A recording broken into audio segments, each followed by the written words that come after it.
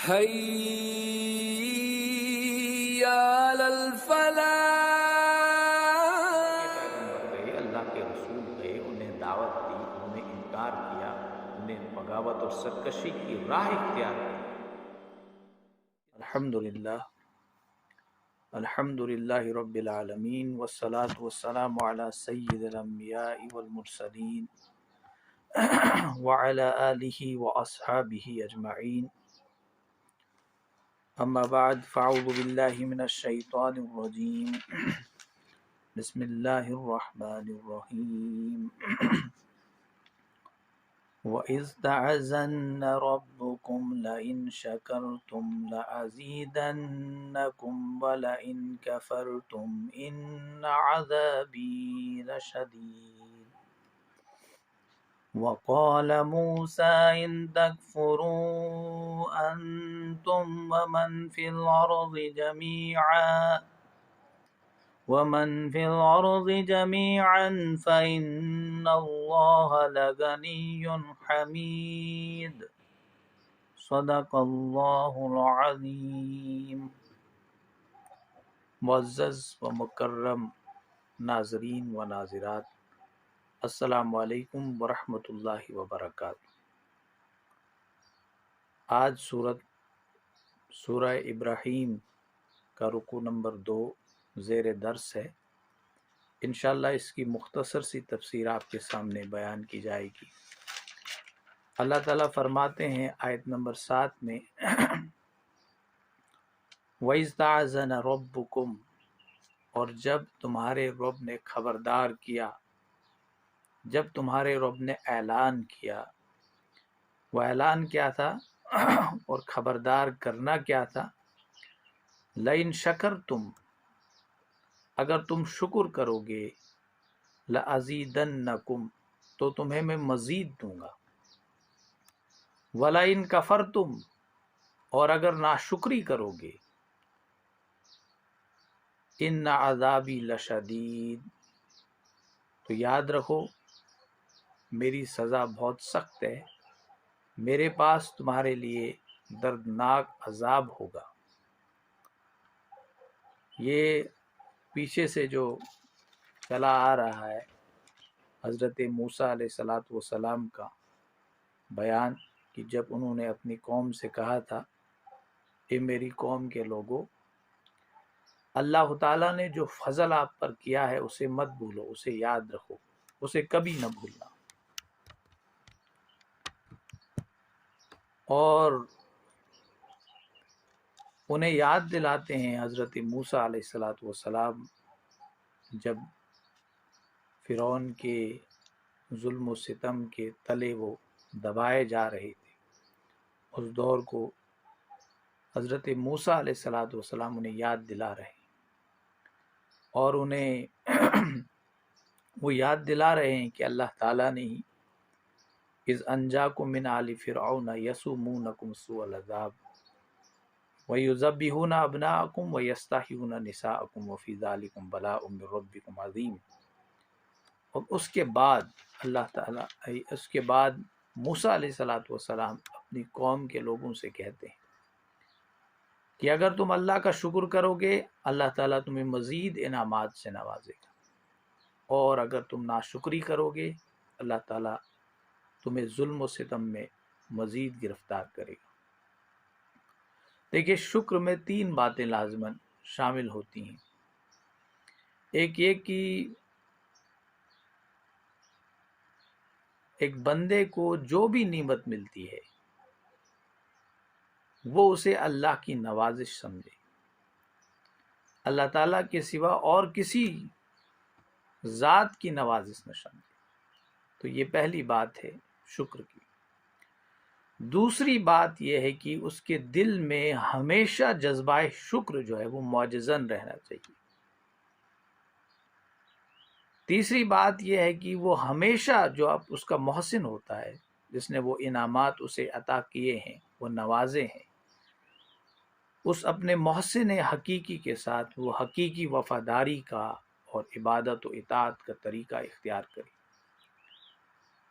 تو جب بندہ شکر گزاری کا طریقہ اختیار کرتا ہے تو اللہ تعالیٰ اسے مزید انعامات سے نوازتا ہے، اور اگر وہ ناشکری اختیار کرتا ہے تو اللہ تعالیٰ اس سے وہ انعامات چھین لیتا ہے اور اسے سخت آزمائش میں مبتلا کر دیتا ہے، سخت مصیبتوں کا شکار کر دیتا ہے۔ بخاری شریف میں ایک حدیث کوٹ کی گئی ہے، نقل کی گئی ہے، حضرت ابو ہریرہ رضی اللہ تعالی عنہ اس حدیث کے راوی ہیں۔ آپ روایت کرتے ہیں کہ رسول رحمت صلی اللہ علیہ وسلم نے فرمایا، بنی اسرائیل میں 3 اشخاص تھے، ایک کوڑی تھا، ایک گنجا تھا اور ایک نابینا تھا۔ اللہ تعالیٰ نے ایک بار ان کو آزمایا، اللہ تعالیٰ نے اپنے فرشتے کو ان کے پاس بھیجا، حضرت جبرائیل علیہ السلام کو بھیجا آدمی کی شکل میں، ان کو آزمانے کے حوالے سے۔ کوڑی سے پوچھا اللہ کے فرشتے نے کہ تیری کیا خواہش ہے، تو کیا چاہتا ہے؟ کوڑی نے کہا کہ میرا یہ جو کوڑ پن ہے، میری یہ جلد جو ہے، اس سے سب لوگ نفرت کرتے ہیں، اس سے مجھے نجات ملنی چاہیے۔ تو اللہ کا جو فرشتہ تھا اس نے کہا ٹھیک، اس نے اللہ سے دعا کی اور کہا تو ٹھیک ہو جائے گا، اور اس سے دوسرا سوال یہ کیا کہ مال و دولت میں سے تجھے سب سے عزیز چیز کون سی؟ اس نے کہا کہ مجھے اونٹ چاہیے، کیونکہ اونٹ کے ذریعے سے میں بہت سارے کام کر سکتا ہوں۔ تو اسے اونٹ دیا گیا۔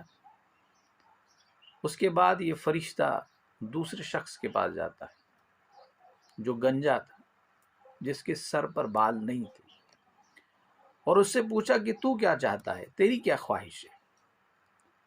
اس نے کہا کہ میرا سر جو ہے وہ بالوں کے بغیر ہے، میں گنجے پن میں مبتلا ہوں، اللہ سے یہ دعا کریں کہ میرے بال واپس آ جائیں، میری وہ خوبصورتی جو ہے دوبارہ سے واپس آ جائے۔ فرشتے نے اللہ سے دعا کی، اس کا گنجا پن دور ہو گیا، اور اس سے کہا کہ اب مال و دولت میں سب سے عزیز شے کون سی تیرے پاس، تو کیا چاہتا ہے؟ تو اس نے کہا کہ مجھے گائے چاہیے۔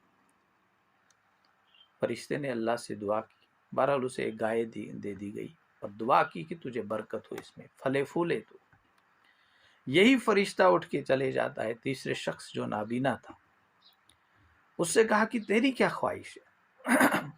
اس نے کہا کہ میری خواہش ہے کہ یہ میری بینائی جو مجھ سے ختم ہو گئی ہے، میری آنکھوں سے، یہ واپس آ جائے، نابینا پن جس میں مبتلا ہوں یہ ختم ہو جائے، اندھے پن میں مبتلا ہوں، میری آنکھوں کی لائٹ واپس آ جائے، تاکہ میں اس دنیا کے حسین مناظر کا نظارہ کر سکوں، اس کائنات کا نظارہ کر سکوں۔ تو اللہ کے فرشتے نے اللہ سے دعا کی، اور اس کی بینائی واپس آئی، پلٹ کر واپس آئی، اور اس سے پوچھا کہ مال میں سے سب سے عزیز تر چیز کون سی شے ہے، کون پسند کرتا ہے؟ اس نے بھیڑ یا بکری مانگی، بہرحال وہ اسے عطا کر دی گئی، اور فرشتے نے دعا کی کہ اس میں تجھے برکت ہو، تو پھلے پھولے۔ ایک عرصہ دراز کے بعد یہی فرشتہ انسانی شکل میں فقیر بن کر پہلے کوڑی کے پاس جاتا ہے۔ اب ان کوڑی کے پاس جب جاتا ہے تو اس کو اونٹوں کا ایک بہت بڑا ریوڑ جو اس کے پاس موجود تھا، اللہ نے برکت دی تھی، اللہ نے انعامات دیے تھے، وہ امیر ترین انسان بن چکا تھا۔ اب اس نے کہا کہ دیکھیے مجھے کہیں دور تک جانا ہے، اور دور جانے کے لیے مجھے سفر کرنا ہے، میرے پاس کوئی سفر کا ذریعہ دستیاب نہیں ہے، اس لیے براہ مہربانی آپ ایک کام کیجئے، میں جانتا ہوں ایک زمانہ جو تھا آپ نے غربت و افلاس کی زندگی گزاری ہے، اور آپ کے بدن کی جلد جو ہے وہ اس پہ بیماری تھی، اور سب لوگ آپ سے نفرت کرتے تھے، آپ کے پاس کوئی شے دستیاب نہیں تھی، اویلیبل نہیں تھی، اس لیے مجھے اونٹ دے دیجئے، میں یہاں سے کہیں جا رہا ہوں، وہاں تک چلے جاؤں گا۔ اس نے کہا بالکل نہیں، یہ سب میرے آبا و اجداد کی وراثت سے مجھے ملا ہے، مجھے کسی نے اور نے نہیں دیا ہے، یہ میرے باپ دادا پچھلی جنریشن سے چلتا آیا ہے، ہمارا سلسلہ، یہ چیزیں ہمیں اکثر ہم ایشونن کی بڑے خاندان والے ہیں، ہمارے باپ دادا بڑے لوگ تھے، ان کی طرف سے جو بھی دولت جو ہمیں ملی ہے وہ ان کی طرف سے ملی ہے۔ تو اس نے بھی یہی کہا۔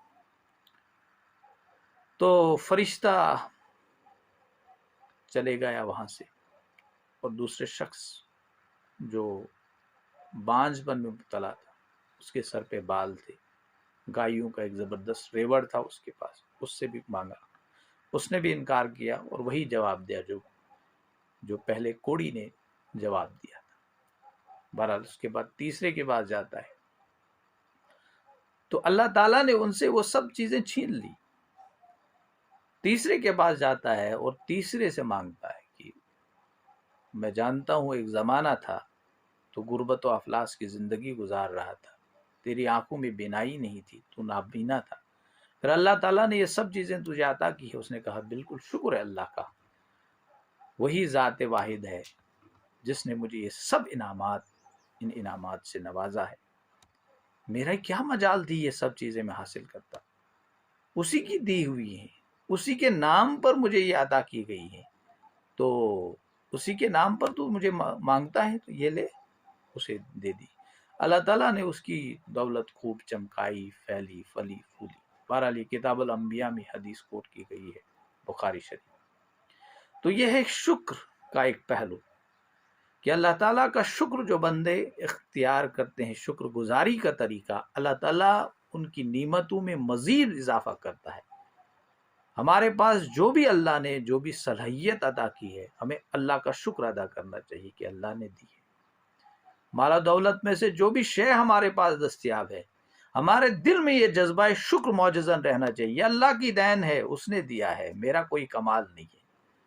لیکن ہم کیا سوچتے ہیں؟ یہ ہماری ہاتھوں کی کمائی ہے، ہم یہی کہتے ہیں، ہاتھوں کا میل ہے وغیرہ وغیرہ، ہم یہ منسوب کرتے ہیں، اس ساری چیزوں کو منسوب خود کی ذات کے ساتھ کرتے ہیں۔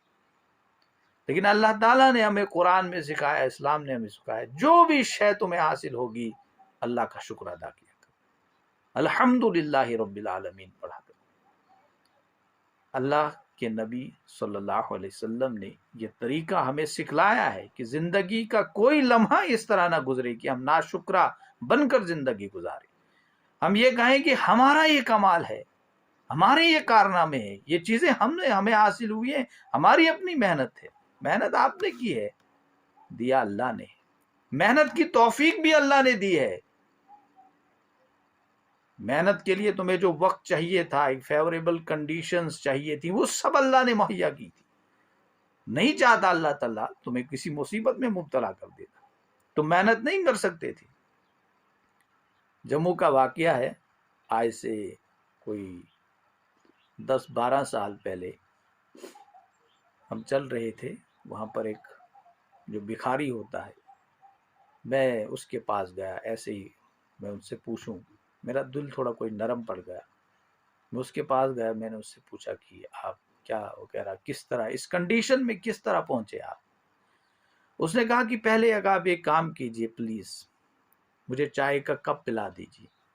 میرے ساتھ میرا دوست بھی تھا، ہم نے ایک چائے کا کپ اسے دیا، پھر میں اس کے پاس بیٹھ گیا اور اس سے پوچھا کہ اس جو حالت زار ہے ابھی، اس میں کس طرح پہنچے تم؟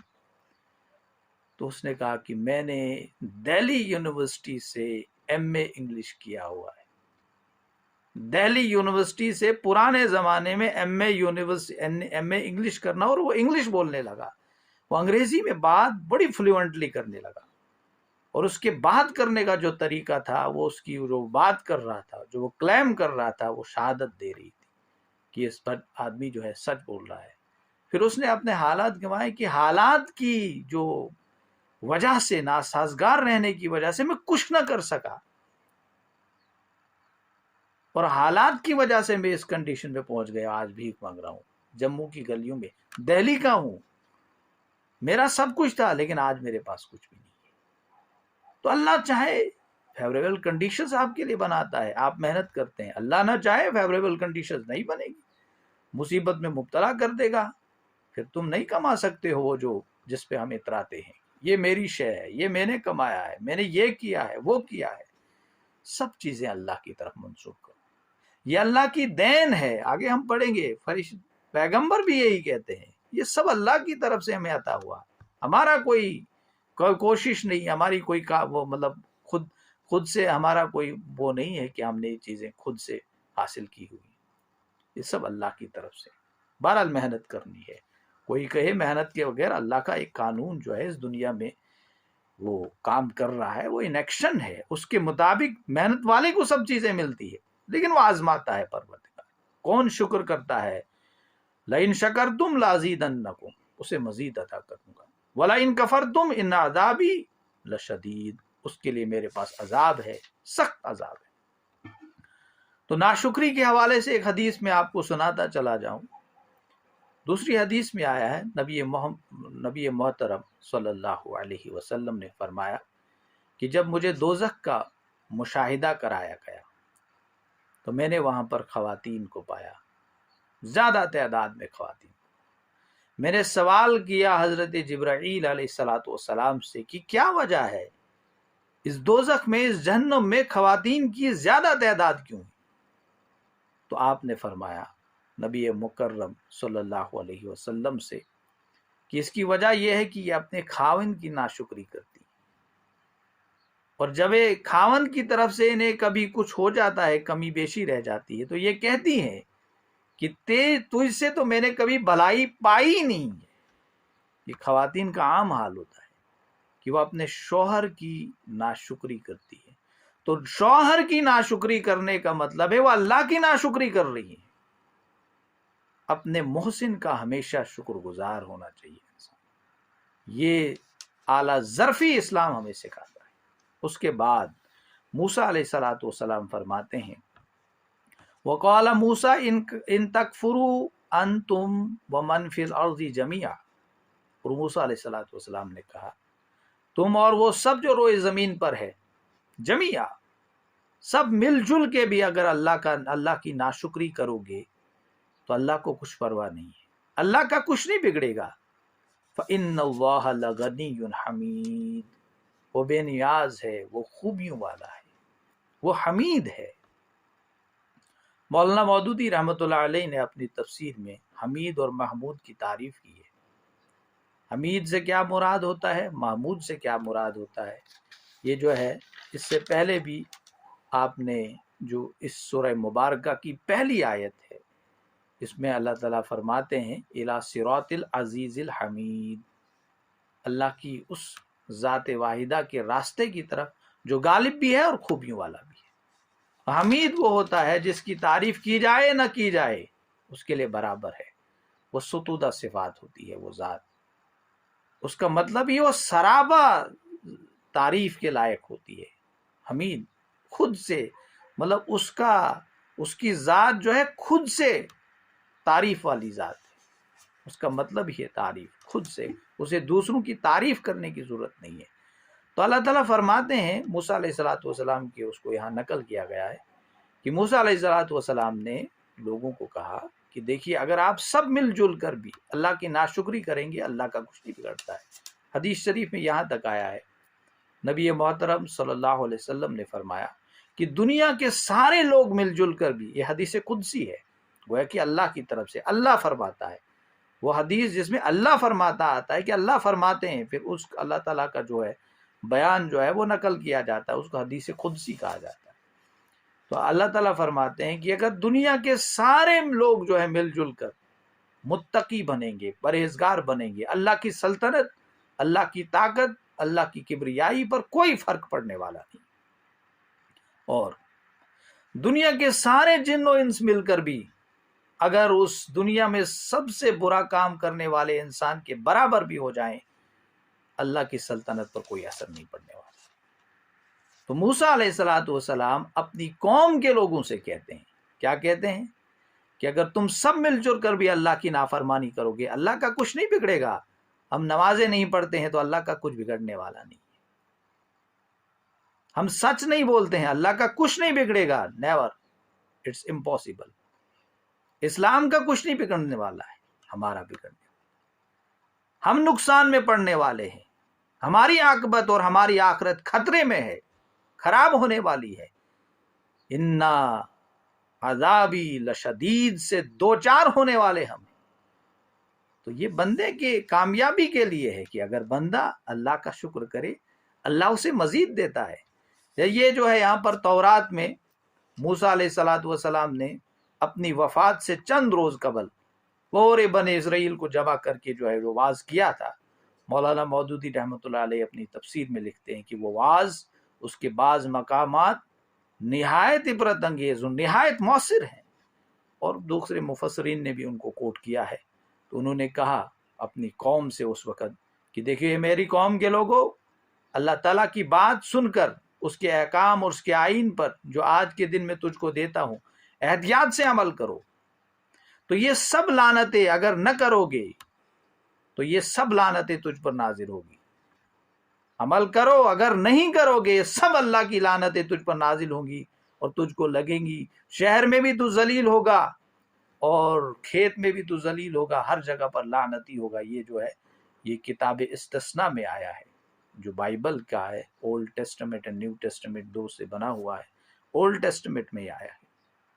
اور اس کے بعد اللہ تعالیٰ فرماتے ہیں، یہ اب اللہ یہاں تک حضرت موسیٰ علیہ السلام کا بیان اسی آیت نمبر 8 پر ختم ہوتا ہے. اس کے بعد موسیٰ علیہ السلام یہ اللہ تعالیٰ فرماتے ہیں، الم یاتکم، کیا نہیں پہنچی، نبأ الذین من قبلکم، تم سے پہلے جو لوگ آئے تھے کیا نہیں پہنچی ان کے خبریں تم پر، تم تک.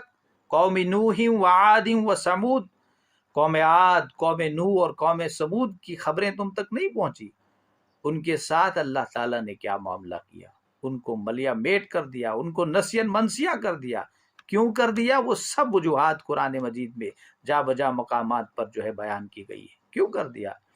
اللہ کے پیغمبر آئے، بڑی محبت اور بڑی ہمدردی کے ساتھ ان کو دعوت دی کہ آؤ اس اللہ کی ذات کی طرف، اس کی عبادت کرو، اس کے سوا اور کوئی عبادت کے لائق نہیں. انہوں نے نافرمانی اختیار کی، انہوں نے بغاوت کی، انہوں نے سرکشی کی، تو اللہ تعالیٰ کی ذات نے ان کو تہس نہس کر دیا. ان کو جو ہے زمیں بوس کر دیا گیا، انہیں زلزلوں کا شکار کر دیا، انہیں طوفانوں کا شکار کر دیا، انہیں آندھیوں کا شکار کر دیا، ان پر پتھروں کی بارشیں برسائی. اور آج جو ہے آثار قدیمہ جو ہے وہ سب چیزیں ہمارے سامنے لا رہا ہے. آپ جائیں مغرب میں، یمن میں، ربع الخالی جسے کہتے ہیں، ایک بہت بڑا صحرا ہے، بہت بڑا صحرا ہے. سیٹلائٹ انسان وہاں جا ہی نہیں سکتا ہے، جہاز کے ذریعے جاتا ہے. جہاز کو جانے سے بھی وہاں پر اتنی گرمی ہوتی ہے، جہاز کو بڑا اوپر جانا پڑتا ہے، جو بھی ہیلی کاپٹر ہو، جو بھی کوئی جہاز ہو. لیکن آج سے 50 سال پہلے انسان کا وہاں جانا ناممکن تھا. انسان اس الربع الخالی میں نہیں جا سکتا تھا. وہ ایک اتنا بڑا وسیع اور مطلب عریض جو ہے وہ صحرا ہے، یمن کے اور سعودی عرب کے درمیان پھیلا ہوا ہے. تو سیٹلائٹ امیجز لی گئی، کہا گیا کہ اس کے اندر کچھ سٹرکچرز نظر آتے ہیں، ایکسکیویشنز کی گئی. قوم عاد کے وہاں پر جو باقیات تھے وہ نکالے گئے. اللہ تعالیٰ نے کس طرح ان قوموں کو جو ہے برباد کر دیا جب انہوں نے نافرمانی کی روش اختیار کی. آج بھی وہاں پر وہ بڑی بڑی جو انہوں نے ستون بنائے ہوئے تھے وہ دریافت ہو گئے ہیں. یہاں اگر ہندوستان کی بات کریں گی، دیکھیے اللہ تعالیٰ آگے فرماتے ہیں والذین من بعدہم، اور ان کے بعد بھی جو لوگ آئے جنہوں نے اللہ کی نافرمانی کی، لا یعلمہم الا اللہ، جو اللہ کے سوا کوئی نہیں جانتا ہے. تم نہیں جانتے ان قوموں کے بارے میں. دیکھیے قوم عاد ہے، قوم سمود ہے، قوم لوط ہے، ان کا کسی بھی آپ ہیومن ہسٹری میں، کسی بھی تاریخ کی کتاب میں ان کا کوئی کچھ آپ کو ذکر نہیں ملے گا. اللہ جانتا ہے، انسان نہیں جانتا ہے، لیکن اللہ تعالیٰ جانتا ہے. آج جو ہے تحقیقات ہو رہی ہیں، اب یہ تحقیقات بائبل، کیونکہ بائبل اللہ کی جو ہے، دیکھیے توریت، زبور اور انجیل کا جو کلیکشن ہے وہ بائبل کی صورت میں تحریف شدہ جو ہے آج موجود ہے. اب ان میں یہ جو ہے سٹوریز، ان کو کہتے ہیں ببلیکل سٹوریز. قوم عاد، قوم لوط، ان کا ذکر ہے، حضرت نوح کا علیہ السلام کا ذکر ہے. لیکن تحریف شدہ ذکر ہے، وہ صحیح بیان موجود نہیں ہے۔ احمد دیداد رحمۃ اللہ علیہ اپنی کتاب میں لکھتے ہیں کہ دیکھیے بائبل اور تورات، انجیل اور زبور جو تحریف شدہ آج موجود ہیں ہمارے پاس، ان میں دیکھنا ہے کہ کون سی بات جو ہے، کون سی ورس جو ہے وہ اللہ تعالیٰ کی طرف سے ہے، کون سی ورس موسیٰ علیہ الصلوۃ والسلام کی ہے، عیسیٰ علیہ الصلوۃ والسلام کی ہے، اور کون سی ورس وہ ہے۔ انہوں نے کہا ہے کہ بہت کم ایسی ہیں جہاں پر یہ لائن شروع ہوتی، جیسے ابھی میں نے آپ کے سامنے کتاب استثناء کا ایک ورس آپ کے سامنے پڑھی تھی کہ توریت میں اس طرح آیا ہے کہ حضرت موسیٰ علیہ الصلوۃ والسلام اپنی قوم سے کہتے ہیں اگر تم ایسا کرو گے، تو گویا کہ یہ ورس آپ خود آئیڈینٹیفائی کرو گے کہ یہ موسیٰ علیہ الصلوۃ والسلام کی ہے۔ باقی جو ہے جہاں پر اللہ تعالیٰ فرماتا ہے وہ اللہ کی ہے، جہاں پھر کچھ فلاں آدمی فرماتا ہے فلاں کے متعلق، ظاہر سی بات ہے کہ وہ خود لوگوں نے اس میں جو انٹر کی ہوئی ہیں۔ تو میں قوموں کی بات کر رہا تھا، آج بھی ہمیں معلومات نہیں، لیکن پھر آج جو تحقیقات ہو رہی وہ کہتے ہیں کہ according to the biblical story, Bible میں یہ چیزیں موجود ہے، قرآن میں یہ چیز موجود ہے، تو اس کے مطابق اب اس کو تاریخ کے مطلب اینشینٹ ہسٹری کے اس میں لا رہے ہیں، آج یہ کام ہو رہا ہے۔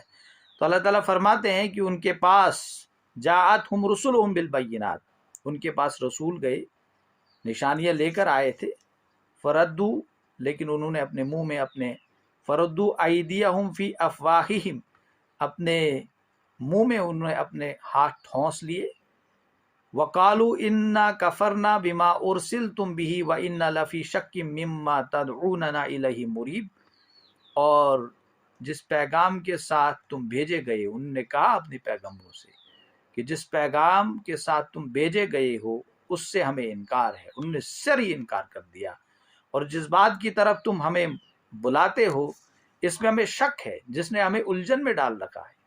تو اس میں ایک ضمن میں بات کروں گا، دیکھیے ہندوستان کا جہاں پر تعلق ہے، دنیا کے کونے کونے میں پیغمبر اللہ تعالیٰ کی طرف سے گئے ہیں، 1,24,000 پیغمبر، یوں نہیں اس کا ذکر حدیث میں آیا ہے۔ ہندوستان کا جہاں تعلق ہے یہاں پر بھی آثار قدیمہ پائے جاتے ہیں، موہنجو دارو کی ویلی پائی جاتی ہے، ہرپن سویلائزیشن کا ذکر یہاں ملتا ہے، یا لوتھل جو گجرات میں ہے اس کا ذکر ہے، وہاں بھی خدائیاں ہو گئی، اور خدائی کرنے کے ساتھ یہ سب قدیم بستیاں جو ہے اپنی پوری تہذیب و تمدن کے ساتھ زمین میں ایک زمانے میں دفن ہوئی تھی، تبھی تو یہ مٹی جو ہے ان کے اوپر جو ہے پڑی ہوئی تھی۔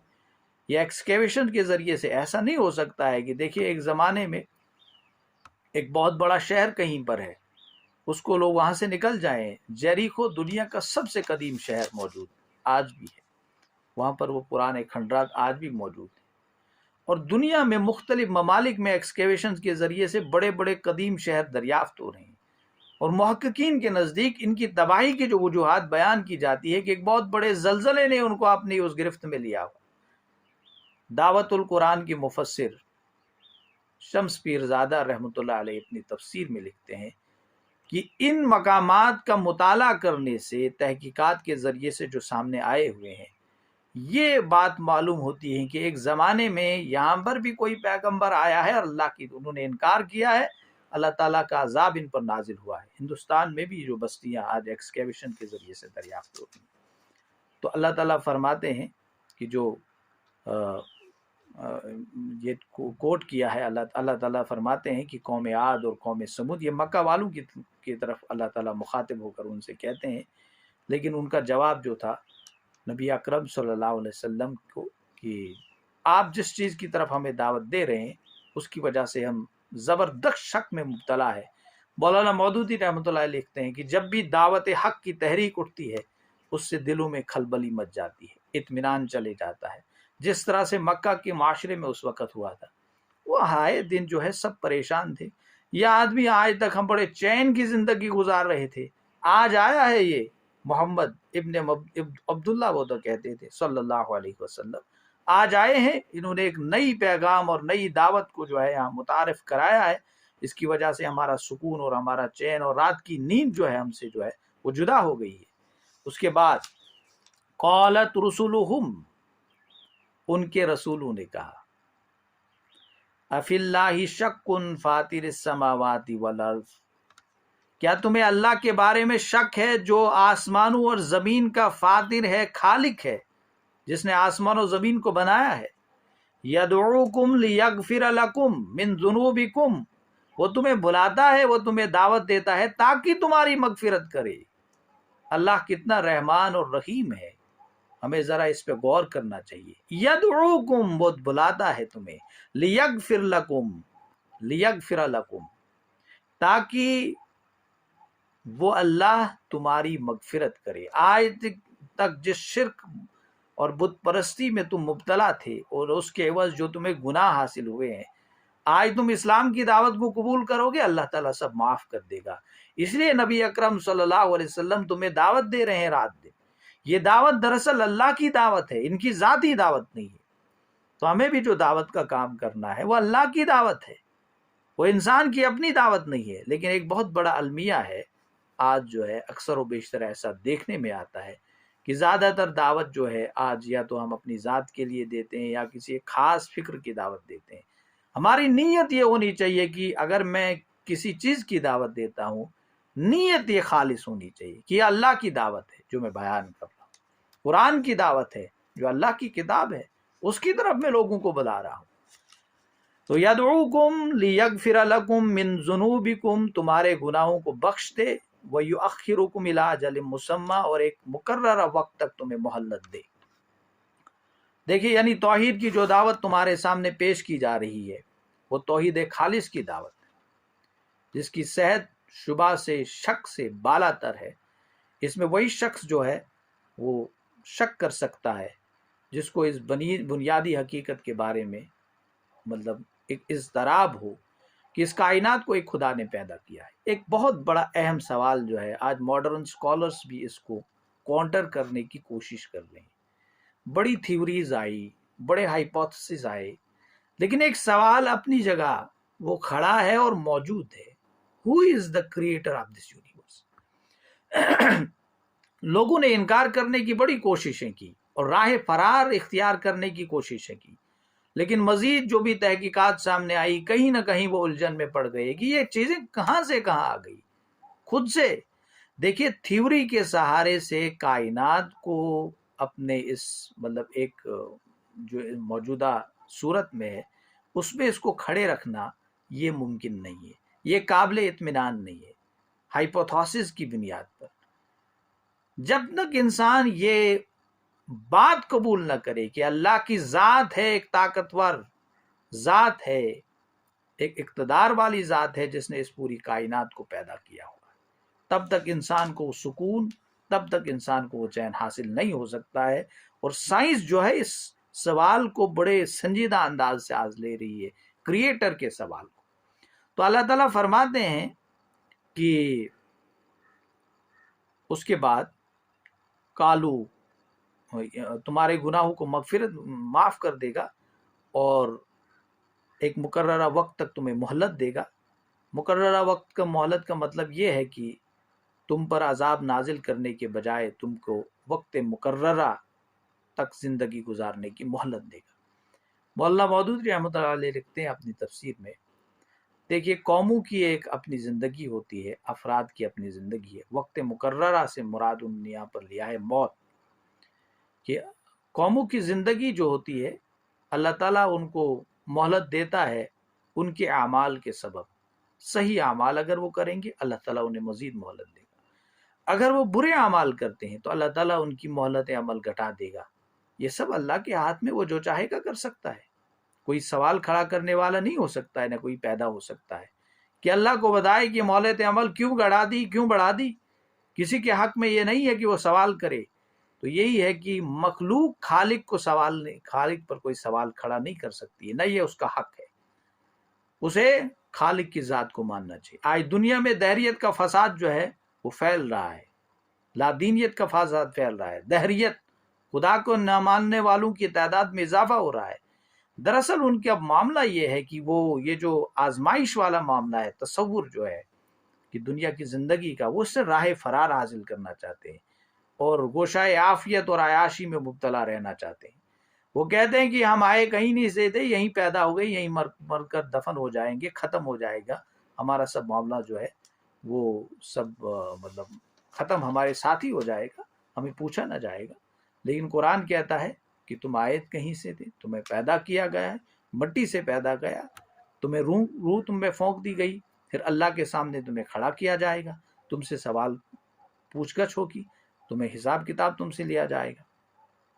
اس کے بعد قالو ان انتم الا بشر مثلنا، انہوں نے کہا تم تو ہمارے ہی جیسے آدمی ہو، پیغمبروں سے کہا، تريدون ان تصدونا عما كان يعبد آباؤنا فاتونا بسلطان مبین، تم چاہتے ہو کہ ہمیں ان سے روک لو جن کی پرستش ہمارے باپ دادا کیا کرتے تھے، اچھا تو لاؤ کوئی کھلا معجزہ، کوئی معجزہ دکھاؤ، ہم تمہاری بات پر یقین کر لیں گے، ہم مانیں گے تم اللہ کی طرف سے آئے ہوئے رسول ہو، مبعوث کیے گئے ہو۔ تو مختلف سوالات سے جو ہے وہ اپنے آپ کو ڈیفینڈ کرنے کی کوشش کرتے تھے۔ یہاں پر دراصل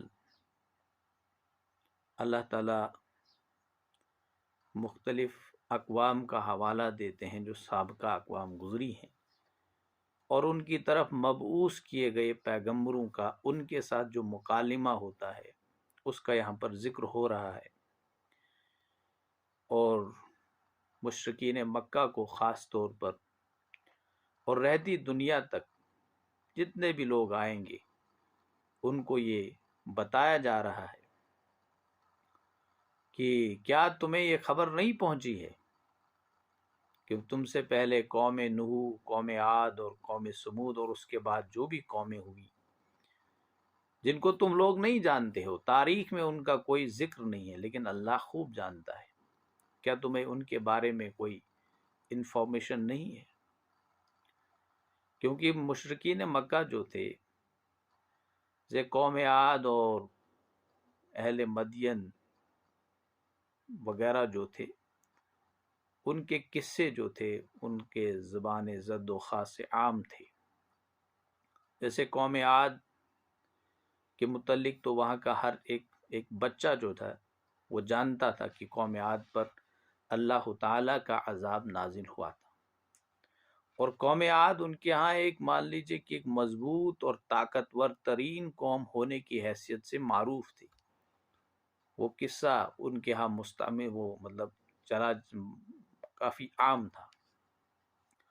تو اللہ تعالیٰ ان کا حوالہ دیتے ہیں، کیا ان کی خبریں تم تک نہیں پہنچی کہ ان تک اللہ کے پیغمبر گئے، اللہ کے رسول گئے، انہیں دعوت دی، انہوں نے انکار کیا، انہیں بغاوت اور سرکشی کی راہ اختیار کر لی۔ اس بغاوت اور سرکشی کی راہ اختیار کرنے کے بعد اللہ تعالیٰ نے جو معاملہ ان کے ساتھ کیا وہ تمہارے سامنے ہے۔ اللہ تعالیٰ نے ان کو نیست و نابود کیا، ذلیل و رسوا کیا، نسین منسیہ کر دیا، تہس نہس کر دیا، ان کا نام و نشان مٹا دیا اس روئے زمین سے۔ اللہ تعالیٰ ان کو ڈرا رہے ہیں اپنے پیغمبر نبی محترم صلی اللہ علیہ وسلم کے ذریعے سے، لیکن وہ یہ بات سننے کے لیے تیار تھے ہی نہیں۔ جیسے قرآن نے کہا ہے کہ فردوا ایدیہم فی افواہہم، گویا کہ انہوں نے اپنے منہ میں اپنے ہاتھ ٹھونس لیے۔ یہ ایک محاورہ ہے، مطلب انہیں غصہ آنے لگا، ایک تعجب کا اظہار کرنے لگے، وہ یہ کون سی بات ہے تم ہمارے سامنے جو ہے بیان کر رہے ہو۔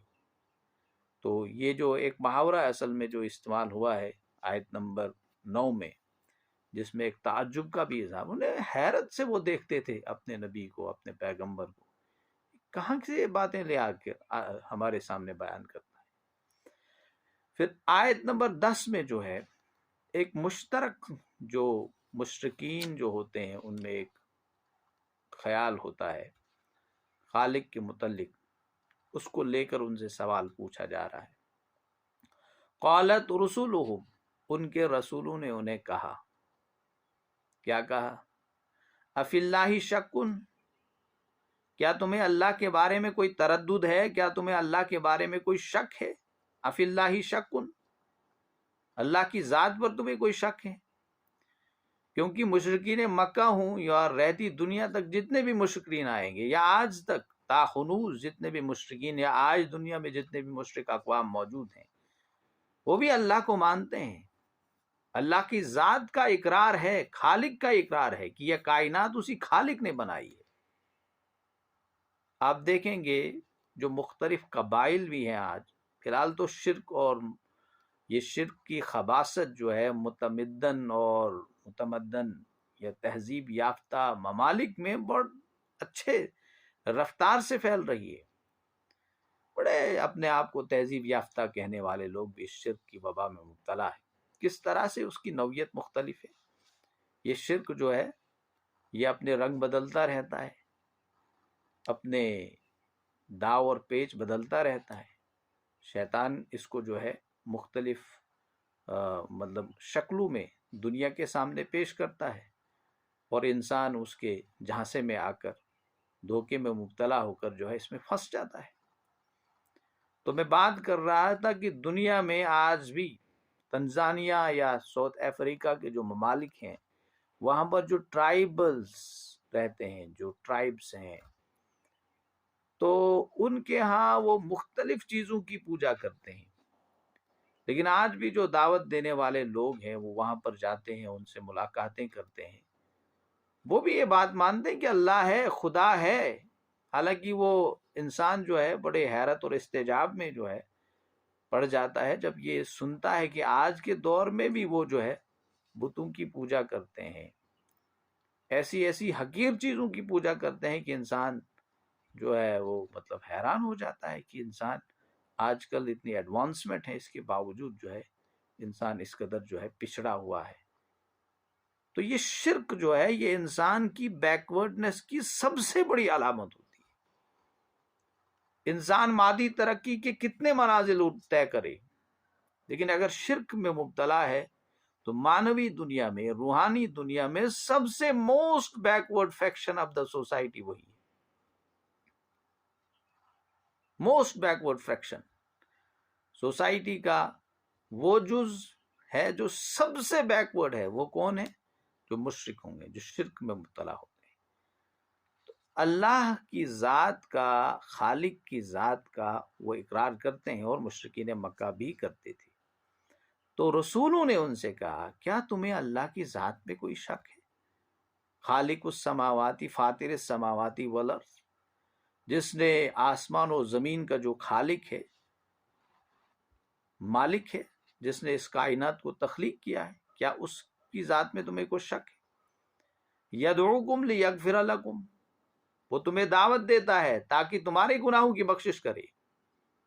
مفسرین لکھتے ہیں لیغفر لکم کے حوالے سے مطلب آج تک جس شرک اور بت پرستی میں تم مبتلا تھے اور اس کے عوض تم نے جتنے گناہ سمیٹے ہیں، تم اللہ کا اقرار کرو، اللہ کی وحدانیت کا اقرار کرو، میری رسالت کا اقرار کرو، ہماری رسالتوں کا اقرار کرو. جو بھی پیغمبر اور جو بھی نبی جو ہے جس قوم کی طرف بھی گیا انہوں نے یہ سوال کیا اور یہ ان سے کہا، تو اللہ تعالیٰ تمہارے اس اقرار کرنے کی عوض تمہارے سارے گناہ معاف کر دے گا.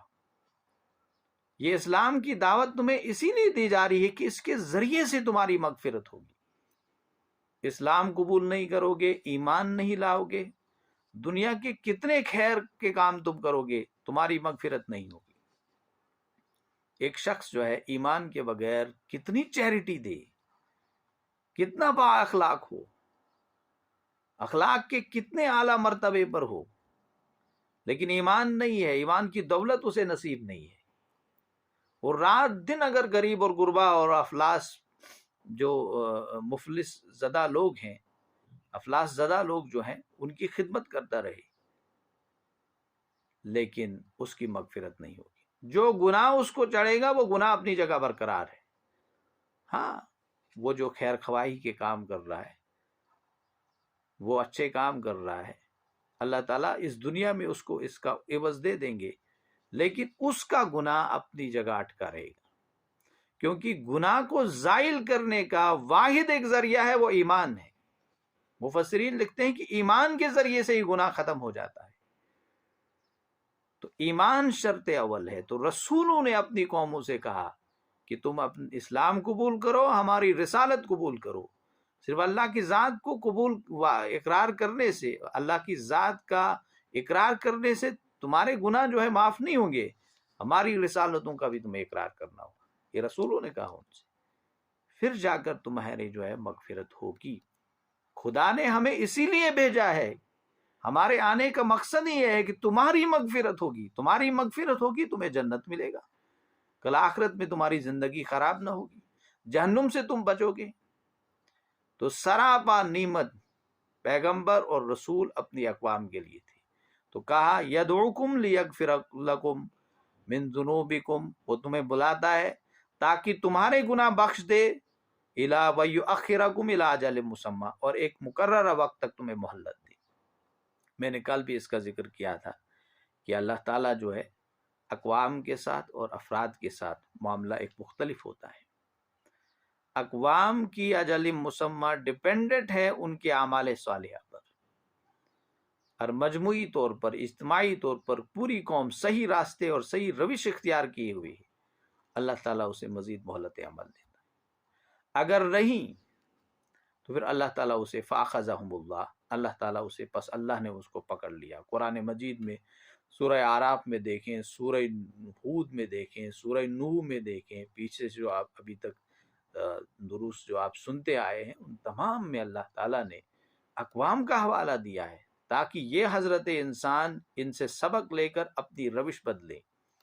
لیکن انسان کا دل اتنا سخت ہو چکا ہے، جیسے بنی اسرائیل کا دل سخت ہو چکا تھا، ان کے دل پتھروں سے بھی زیادہ سخت ہو چکے تھے۔ ان کا پیغمبر انہیں روزانہ کوئی نہ کوئی معجزہ آ کے دکھا لے آتا تھا، لیکن وہ پھر بھی جو ہے موسیٰ علیہ السلام کی مطلب اس پہ ایمان لاتے تھے، پھر بھول جاتے تھے، پھر رد کرتے تھے، پھر بھی صحیح روش اختیار کرنے کے لیے وہ تیار نہیں تھے۔ تو اس کے بعد اللہ تعالیٰ فرماتے ہیں قالوا ان انتم الا بشر مثلنا، تو ان لوگوں نے کہا، قوم و اقوام کے لوگوں نے کہا جن کی طرف پیغمبر بھیجے گئے، جن کی طرف رسول بھیجے گئے، انہوں نے پیغمبروں کے سوال کے مقابلے میں یہ جواب دیا۔ وہ جواب کیا دیا؟ تم بھی ہمارے جیسے آدمی ہو، جیسے ہم کرتے ہیں۔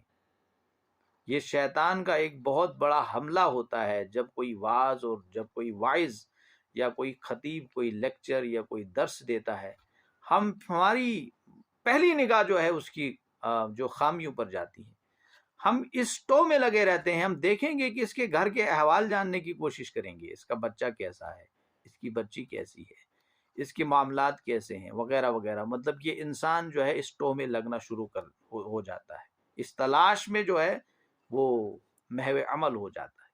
اور یہ شیطان کا ایک بہت بڑا حربہ ہے، جس سے شیطان انسان کو راہ راست سے ہٹا دیتا ہے، کیونکہ انسان کی فطرت بھی ہے نا، انسان کیا ایک اپنا طبیعت ہے، اپنی ایک مزاج ہے، تو انسان ان چیزوں کے مطابق جو اس کے اندر جذبہ، جو محرکات ہیں، ان کے مطابق عمل کرنے کی کوشش کر، یہ بھی ایک محرکہ ہے انسان کے اندر۔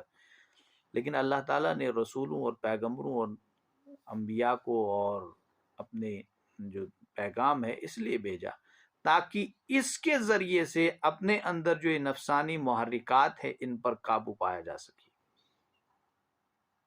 انسان کے اندر یہ محرکات اپنی جگہ موجود ہے، لیکن اللہ تعالیٰ نے یہ طاقت دی ہے، یہ قرآن اس لیے نازل کیا ہے تاکہ اس قرآن کے ذریعے سے ان محرکات پر تم غالب آ سکو، اور پھر تم اس قرآن کے مطابق اپنی زندگی ڈال سکو۔ یہ ہمیں کام کرنا ہے۔ تو جب بھی یہ سوچ ذہن میں آئے کہ اس کا گھر کیا ہے، یہ کیسا ہے، یہ فلاں ہے، یہ فلاں ہے، اس میں یہ خامی ہے، یہ خامی ہے، وہ خامی ہے، تو سمجھ لیجئے کہ راہ راست ہم اختیار نہیں کر سکتے۔ ہمیں اپنے مقصد کے معاملے میں ہمارا یہ مقصد ہونا چاہیے، جیسے مولانا مودودی رحمۃ اللہ علیہ نے تصریحات ایک کتاب ہے تفہیمات میں ایک سوال ان سے پوچھا گیا کہ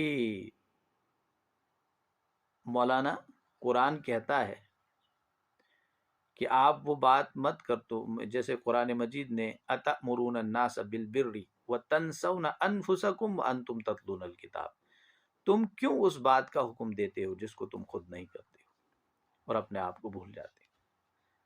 اس نے کہا کہ مولانا، سوال کرنے والے نے کہا کہ مولانا، کہ جب ایک شخص واعظ کرتا ہے، تقریر کرتا ہے، کوئی نصیحت کرتا ہے، وہ خود عمل نہیں کرتا ہے، تو ہم اس کی بات کیوں مانیں، اس کی بات کو کیوں سنا جائے؟ مولانا رحمۃ اللہ علیہ نے بڑا زبردست جواب دیا۔ انہوں نے کہا کہ تمہیں اپنی عاقبت کی فکر، ان کا میں مفہوم بتا رہا، عاقبت کی فکر کریں، آخرت کی فکر کریں، اپنے آپ کو بچانے کی فکر کریں. کل آپ کو وہاں پر کوئی ساتھ نہیں آئے گا، کوئی کسی کو نہیں بچائے گا. جب آپ کسی ڈاکٹر کے پاس جاتے ہیں، کوئی مریض جب کسی ڈاکٹر کے پاس جاتا ہے اور اسے کسی کینسر کی بیماری ہے، اور ڈاکٹر بلا شبہ جو ہے خراب آدمی ہے، سگریٹ پیتا ہے، مریض کو لنگز کا کینسر ہے، لیکن ڈاکٹر کے پاس سگریٹ پی رہا ہے، لیکن اس کے پاس ایک علاج ہے، ایک نسخہ ہے جو آپ کو دے رہا ہے، پرسکرپشن ہے وہ دے رہا ہے. جب آپ اس کے بعد جائیں گے، وہ آپ کو کہے گا کہ سگریٹ نہیں پینا، آپ خطرے میں ہیں، اگر سگریٹ پیو گے پہلی سٹیج میں ہو، دوسری پہنچ جاؤ گی، تیسری وغیرہ وغیرہ. تو آپ کو ڈاکٹر کی نصیحت پر عمل کرنا ہے یا نہیں، کرو گے یا نہیں؟ اس نے کہا تو یہ میرے فائدے کی بات ہے، اس پہ مجھے ڈاکٹر کی پرسکرپشن کے مطابق جو ہے میں نے اس کے سگریٹ پینے کو تو میں نہیں دیکھوں گا. اگر وہ سگریٹ پیتا ہے تو کیا آپ اس کی پرسکرپشن پہ عمل نہیں کریں گے؟ اس نے کہا میں بالکل عمل کروں گا، کیونکہ اس میں میرا اپنا فائدہ ہے. تو مولانا رحمۃ اللہ علیہ نے پھر فرمایا کہ دیکھیے یہی معاملہ جو ہے ایک وائز اور ایک خطیب اور ایک ناصح کا ہوتا ہے. اگرچہ اس میں خامیاں ہیں لیکن فائدہ آپ کا ہے نا، آپ کی فائدے کی بات ہو رہی ہے، آپ اس کو پکڑ لیں، اس کے مطابق عمل کریں، آپ کی زندگی بن جائے گی، آپ کی آخرت بن جائے گی. اس لیے ڈاکٹر اسٹار کہتے ہیں کہ آپ جب قرآن کی دعوت دو، دوسروں کی ہدایت ہوگی یا نہیں ہوگی، آپ کی ہدایت ہو گئی، یہ اس کا فائدہ ہے. گویا کہ اس کو بھی اس کے ذریعے سے ہدایت ہوگی. اللہ کے ہاتھ میں، اللہ چاہے تو اس کی زندگی بدل سکتی ہے، وہ بھی ہدایت یافتہ ہو سکتا ہے، وہ بھی راہ راست پر آ سکتا ہے. تو یہ معاملہ ہے، یہ شیطان کا ایک بہت بڑا خطرناک حملہ ہوتا ہے جب انسان یہ سوچنے پر مجبور ہوتا ہے یا سوچتا ہے کہ بس یہ شخص ایسا ہے، فلاں ایسا ہے. ایسا ہمیں نہیں کرنا چاہیے. اس کے بعد انہوں نے کہا تریدون ان تصدونا. اب یہ بات جو ہے انہوں نے کہا کہ الا بشر مثلنا، تم ہمارے ہی جیسے آدمی ہو. تو مطلب جو مشرق اقوام تھی، یہ مولانا ماجد دریا آبادی رحمۃ اللہ علیہ اپنی تفسیر میں لکھتے ہیں کہ مشرق اقوام جو ہوتی ہیں ان کا ایک خاصہ ہے، الوہیت کے وہ معتقد ہوتے ہیں، انکارنیشن جسے کہتے ہیں، کہ خدا جو ہے کسی انسان کی، جو ایک انسان ہے، بشر ہے، اس کے وجود میں حلول کر گیا ہے. جیسے آج بھی دنیا میں بڑے سیکٹس ہیں غیر مسلموں کے ہاں، ان سے جب پوچھا جائے آپ کس کی پوجا کرتے ہیں، وہ کہیں گے فلاں گرو. ہاں جی خدا کی ذات ہے، ہم خدا کے ساتھ اس کو بھی مانتے ہیں، یہ بھی خدا ہے، یہ خدا کا ایک روپ ہے. ہاں جی کیسے؟ یہ کہیں دوسرے گرہ سے آیا ہوا ہے، باہر کے پلینٹ سے آیا ہوا ہے، مطلب وہ خدا کو کہتے ہیں. یہ جو آدمی ہے، اس آدمی کے اندر خدا، استغفر اللہ، خدا کی ذات جو ہے وہ حلول کر گئی ہے. اس کو کہتے ہیں انکارنیشن. یہ کتنا کمپلیکس پروسیس ہے کہ کریٹر مخلوق کی ذات میں حلول کر جائے، انکارنیٹ کر جائے. یہ تجسیم اس کو کہتے ہیں. تو مولانا ماجد دریا آبادی لکھتے ہیں کہ یہ اتنا کمپلیکس پروسیس ہے، ان نکموں کو یہ بات تو سمجھ میں آتی ہے کہ ایسا ہوگا، یہ بات سمجھ میں آئے، لیکن یہ بات سمجھ میں نہیں آتی ہے کہ پیغمبر ایک بشر بھی ہو سکتا ہے. یہ کتنی سمپل سی بات ہے. دیکھیے پیغمبروں کا بشر ہونا اور انسانوں کو دعوت دینا یہ زیادہ موضوع ہے اس کے مقابلے میں ایک فرشتہ جو آ کر انہیں دعوت دے. کیونکہ فرشتہ ایک علیحدہ مخلوق ہے، اسے انسانی نفسیات کا علم نہیں، اسے انسانی فطرت کا علم نہیں، اسے انسانی مزاج اور طبائع کا علم نہیں. یہ علم جو ہے صرف انسان کو ہی ہو سکتا ہے. انسان ہی جان سکتا ہے کہ محبت کیا چیز ہے، درد کیا چیز ہے، غم کیا چیز ہے، پریشانی کیا چیز ہے، بھوک کیا چیز ہے، پیاس کیا چیز ہے، بیماری کیا چیز ہے، معاملات کیا چیز ہے. یہ سب انسان ہی جان سکتا ہے نا. اس لیے اللہ تعالیٰ نے انسانوں میں سے ہی چند انسانوں کو جو ہے منتخب کر کے لوگوں تک اپنا پیغام پہنچانے کا ذریعہ بنا دیا ہو. تو مولانا ماجد دریا آبادی لکھتے ہیں کہ مشرق اقوام جو ان کا ایک خاصہ ہے، عجیب خاصہ ہے. انکارنیشن کو سمجھتے ہیں، لیکن پیغمبروں کا بشر ہونا یہ بات ان کو سمجھ نہیں آتی. تو یہی بات ان کی بھی تھی، الا بشر مثلنا، کیا تم تو صرف ہمارے جیسے ایک آدمی ہو، تم کھاتے بھی ہو، تم پیتے بھی ہو، تم چلتے بھی ہو، تم گھومتے بھی ہو، تم بیویاں بھی کرتے ہو، تم سب کچھ کرتے ہو، تم کیسے پیغمبر ہو؟ تمہیں ایک مطلب ایک انسانوں سے بالا تر کوئی مخلوق ہونا چاہیے تھا جو ان تمام قسم کے جو مطلب یہ چیزیں ہیں ان سے جو ہے وہ آری ہو، ان کے بغیر ہو، تب آپ کی بات سنی جائے گی. تو انہوں نے اس کے مقابلے میں جواب دیا تھا، تُرِيدُونَ أَن تَصُدُّونَ عَمَّا كَانَ يَعْبُدُ، تم چاہتے ہو ہمیں روک دو جن کی پرستش کرتے تھے کان یعبد آباؤنا، ہمارے آبا و اجداد، فاتونا بسلطان مبین، اچھا تو لاؤ کوئی کھلا معجزہ دکھا دو، آسمان سے کوئی ستارہ لے آؤ، آسمان کے 2 ٹکڑے کر دو، یا پتھروں کو بات کروانا جو ہے یہ دکھلا دو، ہمارے پاس یہ معجزہ کر دو. تو یہ مختلف قسم کے معجزات کے مطالبے انسانوں کی طرف سے ہوتے تھے، اور آج بھی ایسا ہوتا ہے. جو کوئی راہ راست پر ہے، نیک کام کرتا ہے، نیک روش اختیار کیا ہوتا ہے، اس کے متعلق ہمارا گمان ہوتا ہے کہ اگر یہ آدمی اچھا ہے، اسلام کے مطابق زندگی گزارنے کی کوشش کرتا ہے، تو پھر اس پہ مصیبتیں کیوں آتی ہیں؟ یہ بیمار کیوں ہوتا ہے؟ یہ مفلسی اور افلاس والی زندگی کیوں گزارتا ہے؟ یہ ناکام کیوں ہوتا ہے؟ اسے فیلئرز کا مقابلہ کیوں کرنا پڑتا ہے؟ اس کے پاس مال و دولت کی ریل پیل کیوں نہیں ہے؟ یہ مختلف قسم کے شیطانی خیالات ہیں جو انسان کے ذہن کی آماجگاہ بنتی ہے. تو انسان کے ذہن میں یہ خیالات ریوالو کرتے رہتے ہیں، روٹیٹ بھی کرتے رہتے ہیں اور ریوالو بھی کرتے رہتے ہیں. انسان گویا کہ پھنس جاتا ہے ان خیالات میں. لیکن اس کا علاج واحد دیکھیے قرآن. دنیا کی جتنی بھی کمپلیکس سچویشن کو سمجھنا ہے اس کا واحد حل قرآن مجید ہے. آج جو دنیا میں ہم دیکھ رہے ہیں، دیکھیے کوئی امیر ہے کوئی غریب ہے، کسی پہ مصیبتوں کے پہاڑ ٹوٹ پڑے، کوئی عیاشی کی زندگی گزر کر رہا ہے، نافرمانیاں کر رہا ہے، اللہ کی بغاوت پر تلا ہوا ہے، لیکن اسے ٹس سے مس نہیں ہو رہا ہے، وحش کر رہا ہے. انسان عام پریشان ہے. معاملہ کیا ہے؟ یہ آدمی نماز بھی پڑھ رہا ہے، یہ آدمی اسلام کے مطابق زندگی گزار رہا ہے، لیکن ان پہ مصیبتیں کیوں ہیں؟ تو قرآن نے اس کا حل بتا دیا ہے. اب اگر قرآن کو ایک سائیڈ رکھ کر دنیا کی کتابوں میں اس کا حل ڈھونڈنے لگ جائے انسان، تو نہیں مل سکتا ہے، نہیں مل سکتا ہے. قرآن نے ایک ہی لفظ میں اس کا حل بتا دیا کہ دنیا کی زندگی جو ہے یہ آزمائش ہے.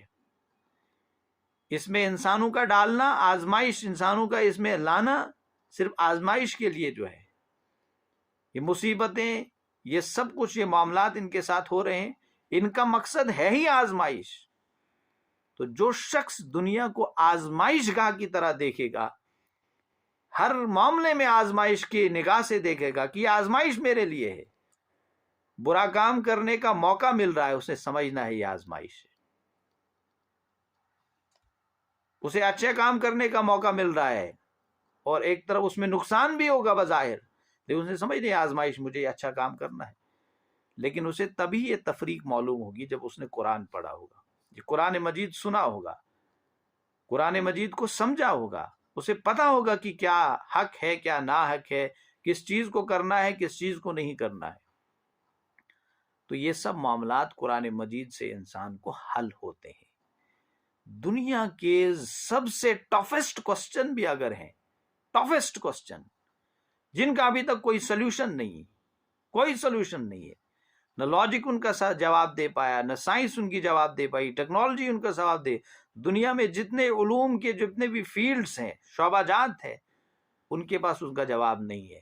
لیکن قرآن مجید کے پاس ان تمام انسانوں کے سوالات کا جواب موجود ہے. قرآن کی ایک ایک آیت میں ایک ایک دنیا چھپی ہوئی ہے، مستور اور پوشیدہ ہے. تو بہرحال یہ ضمناً بات آ گئی تو یہ کہنے لگے ان سے کہ ہمارے باپ دادا جس کی عبادت کرتے ہیں ان سے روکنا چاہتے ہیں ہمیں. مطلب یہ کس نے، مطلب یہ جو مشرک اقوام ہوتی ہے اتنی گھٹیا پن جو ہے وہ اختیار کرتے ہیں، پھر وہ سب کے سامنے ہے. کوئی لاؤ کوئی کھلم سا کھلا معاوضہ.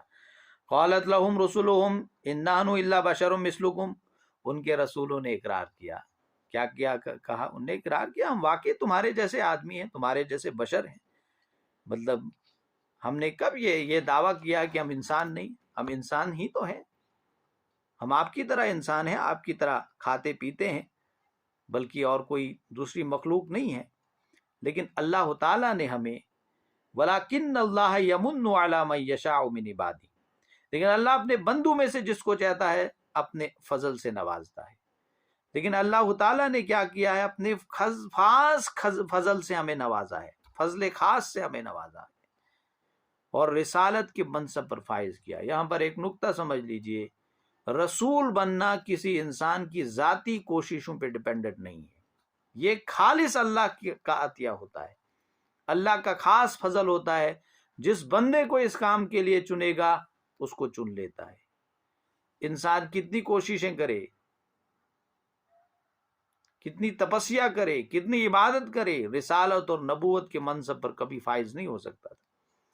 لیکن شیطان انسان کو ایک بہت بڑی بدعت کا مطلب ہی ہوتا ہے گمراہی اور ضلالت کا ذریعہ ہے. بدعت ایک نئی چیز جو بھی ہو، بدعتوں کے ذریعے سے آج اولیاء اللہ کو پیغمبروں کے مقام تک پہنچایا جا رہا ہے.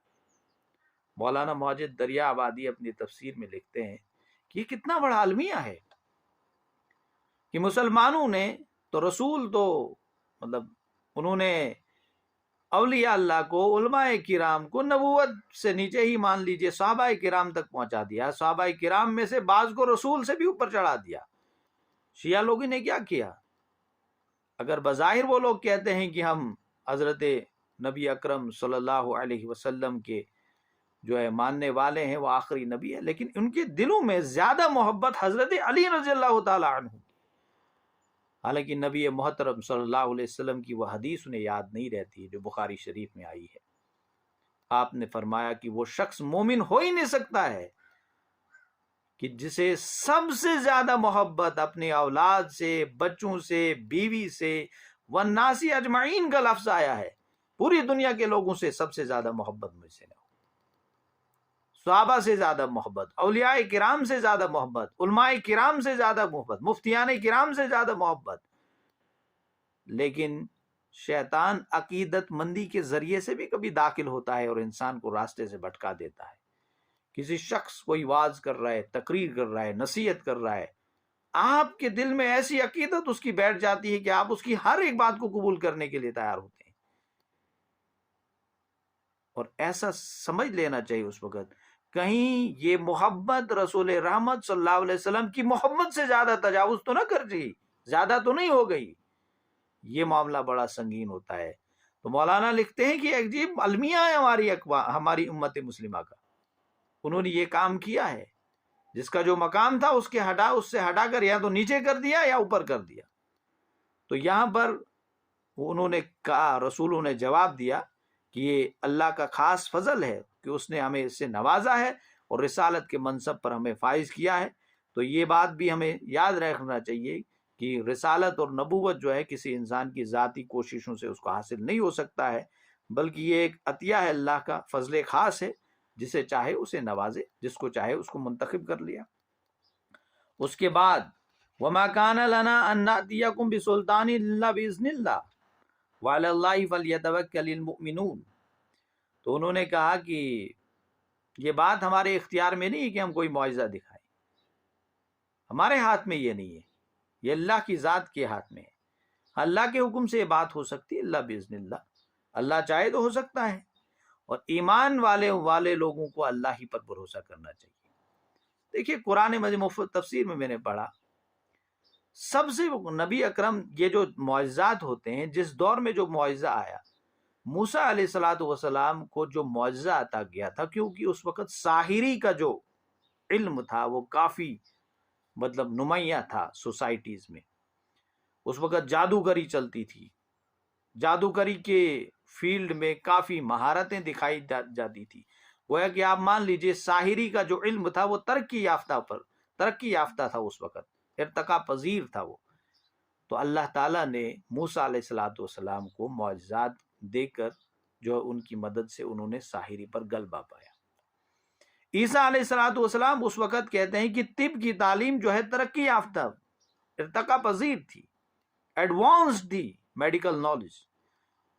تو کہتے ہیں کہ مفسرین لکھتے ہیں کہ عیسیٰ علیہ السلام کو اللہ تعالیٰ نے یہ جو ہے وہ کوڑیوں کا علاج وغیرہ جو ہے وہ بیماروں کا علاج کرنے کا وہ معجزہ اللہ تعالیٰ نے انہیں دے دیا۔ اب قرآن مجید سب سے بڑا معجزہ ہے روئے زمین پر جو نبی محترم صلی اللہ علیہ وسلم کو دیا گیا۔ جو بھی انسان کو مطلب مصیبتیں، جو بھی مسائل ہوں تا قیام قیامت، تب تک ان کا حل اس قرآن مجید میں موجود ہے۔ یہ قرآن مجید معجزہ تھا آج سے 1448 سال پہلے بھی، یہ قرآن مجید آج بھی معجزہ ہے، یہ قرآن مجید آج کے 2000 سال 1000 بعد بھی معجزہ رہے گا۔ یہ معجزہ نہیں ہے۔ دنیا کی زبانوں کے متعلق یہ تو ان کے ایکسپرٹس کہتے ہیں کہ زبانیں بدلتی رہتی ہے، 200 یا 300 سال کے بعد زبان بدلتی رہتی ہے۔ یہ اردو زبان جو آج جس میں ہم بات کر رہے ہیں، یہ کہیں پیچھے اگر دیکھا جائے 200 سال پہلے یہ کچھ اور ہی تھی، آج ہم اردو زبان بولتے ہیں۔ یہ کھڑی بولی کچھ بہت ساری زبانیں تھی، ان سے نکلی ہوئی، اصل میں دیکھا جائے سنسکرت سے نکلی ہوئی یہ زبانیں تو نئی ہیں، یہ بھی بدل جائیں گی آگے آنے والے دور میں۔ زبانوں کے متعلق جو لنگوسٹکس کا نالج رکھنے والے ہیں تو وہ کہتے ہیں کہ زبانیں بدلتے رہتی، لیکن قرآن مجید کا یہ اتنا بڑا اعجاز ہے۔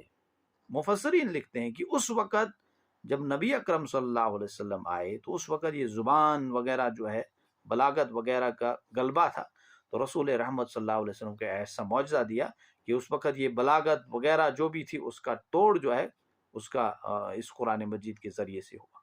غالب آ گئے نبی اکرم صلی اللہ علیہ وسلم اس قرآن مجید کی فصاحت اور بلاغت کا استعمال کرتے ہوئے۔ ایک ایک آیت پڑھتے تھے آپ آپ نے سنا ہوگا وہ واقعہ، خود مشرکین مکہ ان کے گھر کے قریب جا کر سنتے تھے رات بھر یہ کلام، کیونکہ اس وقت وہی چیز تھی۔ سائنس کا دور ہے، قرآن مجید نے آج ایسی باتیں، قرآن مجید سے کی آیات ایسی باتیں پیش کر دی انسان کے سامنے، انسان دنگ رہ گیا۔ اب یہ دوسری بات ہے کہ وہ کہیں گے پھر اچھا لاؤ فاتون بسلطان مبین، وہ ان کی ہٹ درمی ہے۔ تو انہوں نے کہا کہ اللہ کے ہاتھ میں معجزہ دکھانا یا نہ دکھانا ہم نہیں کہہ سکتے، ہم اللہ کے بندے ہیں، وہ ہمارا خالق اور مالک ہے۔ وَمَا لَنَا أَلَّا نَتَوَكَّلَ عَلَى اللَّهِ وَقَدْ هَدَانَا سُبُلُنَا، اور ہم کیوں نہ اللہ پر بھروسہ کریں جب اس نے ہمیں ہم پر راہیں کھول دی۔ مطلب اس کا مطلب یہ ہے کہ انسان جب پورے شعور کے ساتھ، پوری عقل مندی کے ساتھ اللہ پر ایمان لاتا ہے، خدا اور مذہب کے تعلق سے جتنی بھی ساری الجھنیں ہوتی ہیں انسان کی وہ ختم ہو جاتی ہیں، اور اس کے لیے زندگی کے ہر میدان میں آگے بڑھنے کی جو ہے اور کامیابی کی منزل تک مطلب پہنچنے کے راستے کھل جاتے ہیں۔ اور یہ ایک بہت بڑا معاملہ آج بھی ہے کہ دنیا کے اکثر لوگ مذہب کو لے کر پریشان ہیں۔ اگر ہم ہندو بھائیوں سے بات کریں گے انہیں سمجھ میں نہیں آتا ہے ہم کس سیکٹ کے ساتھ جائیں گے، کیا کریں گے۔ خدا کا تصور ہے تو کیا کون سا تصور اختیار کریں گے، دے ڈونٹ انڈرسٹینڈ۔ شش و پنج میں مبتلا ہے، وہ پوری دنیا شش و پنج میں مبتلا ہے۔ اب یہ ہمارا کام ہے، یہ ہمارا فریضہ ہے جس کو ہم نے ادا کرنا ہے، اپنے عمل سے، اپنے اخلاق کے ذریعے سے، ہمدردی کے ساتھ، محبت کے ساتھ اس پیغام کو عام کرنا ہے۔ پھر اللہ تعالیٰ فرماتے ہیں وَعَلَى اللَّهِ فَلْيَتَوَكَّلِ الْمُتَوَكِّلُونَ، اور بھروسہ کرنے والوں پر اللہ ہی پر بھروسہ کرنا چاہیے، اور ہمیں بھی اللہ ہی پر بھروسہ کرنا چاہیے۔ جیسے بھی حالات ہوں، جو بھی ہوں، اللہ پر بھروسہ کریں۔ اللہ تعالیٰ ہے، اللہ کی ذات جو ہے وہ انسانوں کے لیے اس کی مشکلات آسان کر دیتی ہے۔ جو اس کے دین کو پکڑیں گے، اس کی دعوت کو عام کرنے کی کوشش کریں گے۔ وآخر الدعوانا ان الحمد للہ رب العالمین۔ اللہ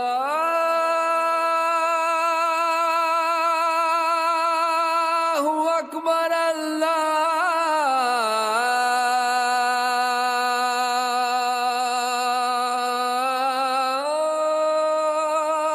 اکبر۔